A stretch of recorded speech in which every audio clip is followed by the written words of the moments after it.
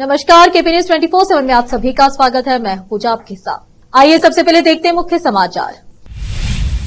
कर्नाटक विधानसभा में सार्वजनिक ठेकों में मुसलमानों के लिए 4% कोटा प्रस्तावित करने वाला विधेयक किया गया पेश। रेणुका स्वामी हत्या मामले पर अभिनेता दर्शन और अन्य की जमानत पर कर्नाटक हाईकोर्ट के आदेश के खिलाफ याचिका पर सुप्रीम कोर्ट 2 अप्रैल को करेगा विचार। छावा फिल्म में औरंगजेब के खिलाफ लोगों का गुस्सा भड़काया, नागपुर हिंसा पर बोले मुख्यमंत्री देवेंद्र फडणवीस। कांग्रेस के हिमाचल, कर्नाटक और तेलंगाना की अर्थव्यवस्था को तबाह किया, राजीव पूर्व केंद्रीय मंत्री राजीव चंद्रशेखर का आरोप। हिंदू हिंदू भाई भाई, बंगाल में पोस्टर वार, टीएमसी ने दिया भाजपा के बैनरों का जवाब।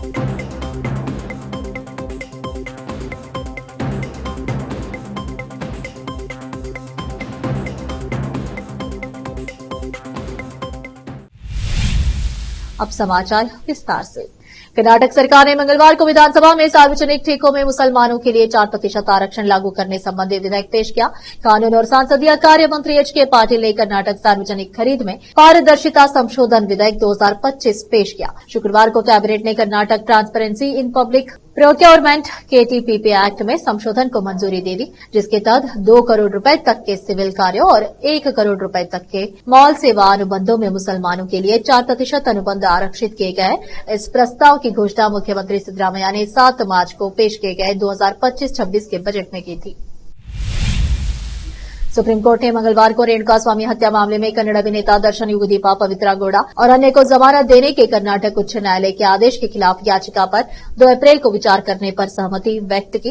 न्यायमूर्ति जेबी पारदीवाला और न्यायमूर्ति आर महादेवन की पीठ ने कर्नाटक सरकार की ओर से अधिवक्ता अनिल सी निशानी द्वारा किए गए तत्काल उल्लेख पर सुनवाई की संभावित तारीख दी। 24 जनवरी को न्यायालय ने उच्च न्यायालय के आदेश पर रोक लगाने से इनकार कर दिया था, लेकिन इसकी वैधता पर सवाल उठाने वाली कर्नाटक सरकार की याचिका पर विचार करने पर सहमति व्यक्त की थी। इसके बाद अदालत ने वरिष्ठ अधिवक्ता सिद्धार्थ लोथरा की दलीलें सुनने के बाद कर्नाटक उच्च न्यायालय की जमानत आदेश के खिलाफ राज्य की याचिका पर दर्शन और अन्य को नोटिस जारी किया था।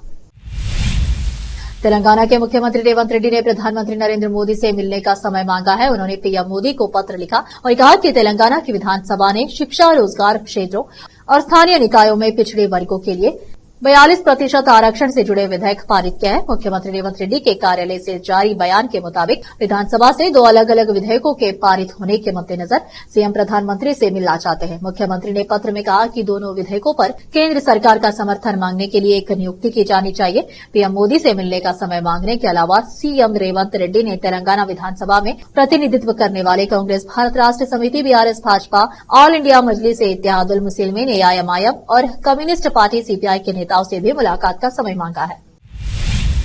नागपुर हिंसा को लेकर महाराष्ट्र के मुख्यमंत्री देवेंद्र फडणवीस ने कहा है कि ऐसा लगता है कि यह हिंसा सुनियोजित थी। विधानसभा में नागपुर मुद्दे पर बोलते हुए सीएम फडणवीस ने कहा कि पुलिस पर हमले को बिल्कुल भी बर्दाश्त नहीं किया जाएगा।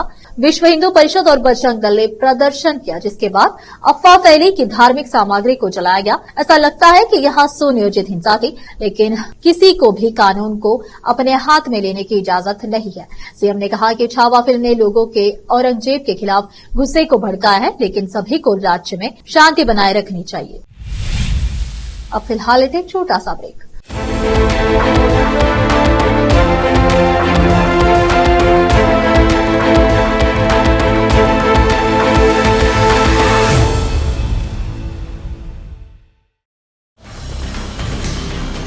हिंदुस्तान के हर कोने में हम हैं मौजूद।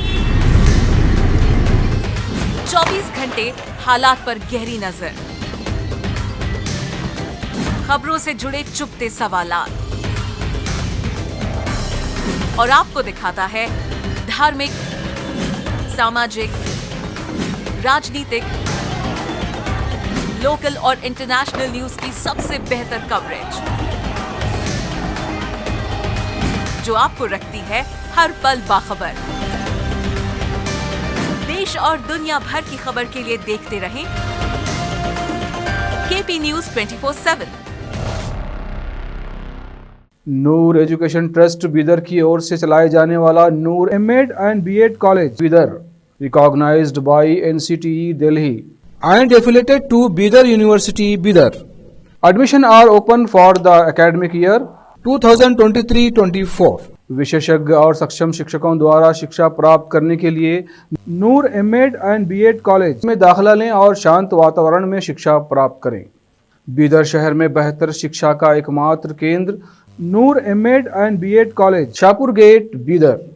Phone numbers 9945283920, 8482221297।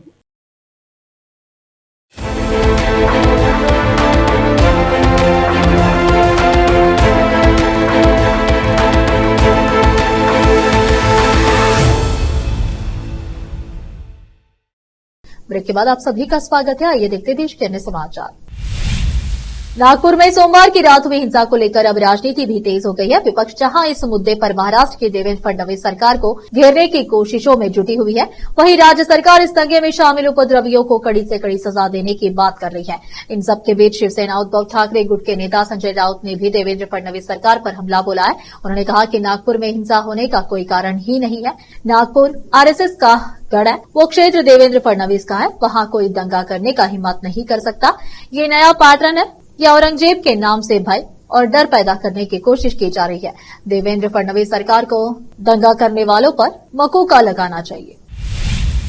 केंद्रीय मंत्री और नागपुर से सांसद नितिन गडकरी ने कहा कि कुछ अफवाहों के कारण शहर में धार्मिक तनाव पैदा हो गया है। उन्होंने कहा कि नागपुर हमेशा कानून व्यवस्था बनाए रखने के लिए जाना जाता है और मैं अपने सभी भाइयों से अपील करता हूं कि वे किसी भी अफवाह पर विश्वास न करें और पूर्ण शांति बनाए रखें। गडकरी ने नागरिकों से सड़कों पर नहीं उतरने, कानून और प्रशासन के साथ सहयोग करने और शहर की शांतिपूर्ण परंपराओं को बनाए रखने का अनुरोध किया। उन्होंने आश्वासन दिया कि सरकार उन सभी लोगों के खिलाफ सख्त कार्रवाई करेगी जो तनाव के लिए जिम्मेदार है या अवैध गतिविधियों में शामिल है। गडकरी ने कहा कि मुख्यमंत्री को मौजूदा स्थिति से पहले ही अवगत करा दिया गया है और वह लगातार इसकी निगरानी कर रहे हैं, इसलिए लोग किसी भी तरह के अफवाहों पर विश्वास न करें और पुलिस प्रशासन को पूरा सहयोग दें। उन्होंने कहा कि हमें नागपुर में प्यार और भाईचारे को बढ़ावा देना और शहर में सकारात्मक माहौल बनाए रखना है। यही मेरी सभी नागरिकों से अपील है। हिमाचल, कर्नाटक और तेलंगाना की अर्थव्यवस्था के हालात किसी से छिपे नहीं है। बीजेपी नेता और पूर्व केंद्रीय मंत्री राजीव चंद्रशेखर ने मंगलवार को कांग्रेस पर निशाना साधा और आरोप लगाया है कि कांग्रेस ने कई राज्यों की अर्थव्यवस्था को तबाह कर दिया है। राजीव चंद्रशेखर ने कहा कि मुस्लिम ठेकेदारों को आरक्षण पर सीएम सिद्धरामैया की रणनीति उजागर हो चुकी है। राजीव चंद्रशेखर ने आगे कहा कि कर्नाटक में आरक्षण के मुद्दे पर सिद्धरामैया की काफी नकारात्मक प्रतिक्रिया हुई है। यह संविधान के खिलाफ है और एक तरह का भेदभाव भी है। उन्होंने कल सोमवार को विधानसभा में आरएसएस का नाम लेकर लोगों को भड़काने की कोशिश की। मैं सीएम सिद्धरामैया से यह कहना चाहता हूं कि आप अपने आप को सोशलिस्ट मानते हैं, लेकिन आप 40 लाख रुपए की घड़ी पहनकर घूमते हैं। आपके द्वारा आरएसएस प्रधानमंत्री नरेंद्र मोदी या अमित शाह का नाम लेना बहुत गलत है, क्योंकि संगठन आरएसएस या नेता देश की सेवा में लगे हैं और आप कर्नाटक की जनता को लूटने में लगे हैं। आप अपना काम कीजिए। आपको जनता ने जो काम दिया है उस पर ध्यान दें और उसे सुधारें। पश्चिम बंगाल में अगले साल चुनाव होने वाले हैं, लेकिन माहौल अभी से बनना शुरू हो गया है। फिलहाल कुछ पोस्टरों ने राज्य की राजनीति का पारा चढ़ा दिया है। ये पोस्टर बैंकुरा और चूचड़ा हुगली में दिखाई दी है, जिनमें लिखा है हिंदू हिंदू भाई भाई, 2026 में बीजेपी चाहिए। इन पोस्टरों के चलते बहस छिड़ गई है कि क्या आने वाले चुनाव में धर्म एक बड़ा मुद्दा बनेगा। स्थानीय भाजपा नेता सुरेश शाह, जिन्होंने कथित रूप से इन पोस्टरों को लगवाया, उनका कहना है कि बंगाल में बढ़ती जिहादी गतिविधियों और हाल ही के दिनों में मूर्तियों के अपमान की घटनाओं की वजह से हिंदुओं को एकजुट होने की जरूरत है। उन्होंने कहा कि बंगाल में जिस तरह से जिहादी गतिविधियां बढ़ रही है और मूर्तियों को नुकसान पहुंचाया जा रहा है, उसे देखते हुए हिंदुओं को एक साथ आना चाहिए और इसी वजह से ऐसे नारे लगाए गए हैं। अब फिलहाल एक और छोटा सा ब्रेक। हिंदुस्तान के हर कोने में हम हैं मौजूद। 24 घंटे हालात पर गहरी नजर, खबरों से जुड़े चुपते सवालात और आपको दिखाता है धार्मिक, सामाजिक, राजनीतिक, लोकल और इंटरनेशनल न्यूज की सबसे बेहतर कवरेज, जो आपको रखती है हर पल बाखबर। देश और दुनिया भर की खबर के लिए देखते रहें केपी न्यूज 24/7। ब्रेक के बाद आप सभी का स्वागत है। आइए देखते देश के अन्य समाचार। कांग्रेस संसदीय दल के अध्यक्ष और राज्यसभा सांसद सोनिया गांधी ने मंगलवार को राज्यसभा में मनरेगा योजना का मुद्दा उठाया। उन्होंने शून्यकाल में बोलते हुए कहा कि मनरेगा योजना को कमजोर किया जा रहा है। उन्होंने इस पर अपनी चिंता जाहिर की। सोनिया गांधी ने केंद्र सरकार पर इस योजना को कमजोर करने का आरोप लगाया और कहा कि केंद्र सरकार के जरिए संघीय बजट में इस योजना के लिए रकम कम आवंटित की है। सोनिया गांधी ने राज्यसभा में अपनी बात रखते हुए कहा कि मैं आपका ध्यान महात्मा गांधी राष्ट्रीय ग्रामीण रोजगार गारंटी अधिनियम मनरेगा के तहत रोजगार के अधिकार की तरफ आकर्षित करना चाहता हूं। इस योजना को यूपीए सरकार के कार्यकाल में डॉक्टर मनमोहन सिंह के नेतृत्व में लागू किया गया था। यह ऐतिहासिक कानून लाखों गांव के गरीबों के लिए एक अहम सुरक्षा चक्र साबित हुआ है। वंदे भारत जैसी semi high speed train bullet train जैसी हाई स्पीड ट्रेन के बाद अब भारतीय rail super high speed train की तरफ बढ़ रहा है। सब कुछ सही रहा तो दिल्ली से पटना तक की 1040 किलोमीटर की दूरी बस 1 घंटे में पूरी की जा सकेगी।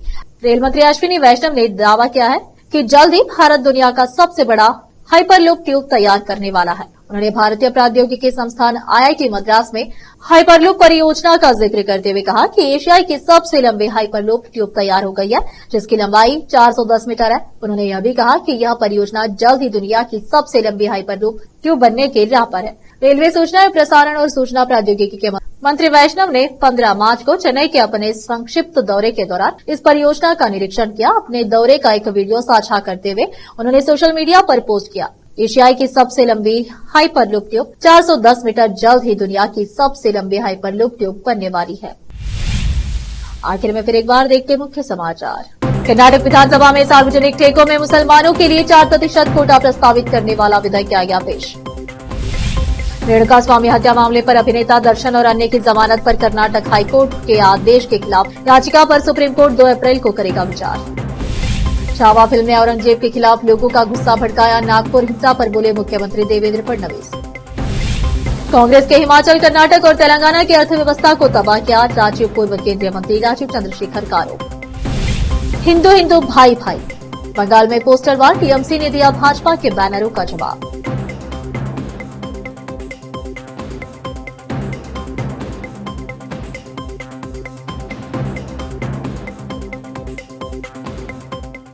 देश प्रदेश के समाचारों के लिए देखते रहिए आपका अपना चैनल केपी न्यूज 24/7। अधिक जानकारी के लिए चैनल को लाइक, शेयर और सब्सक्राइब जरूर करें। धन्यवाद। देश प्रदेश और स्थानीय समाचारों के लिए केपी न्यूज 24/7 को लाइक, शेयर एंड सब्सक्राइब जरूर करें।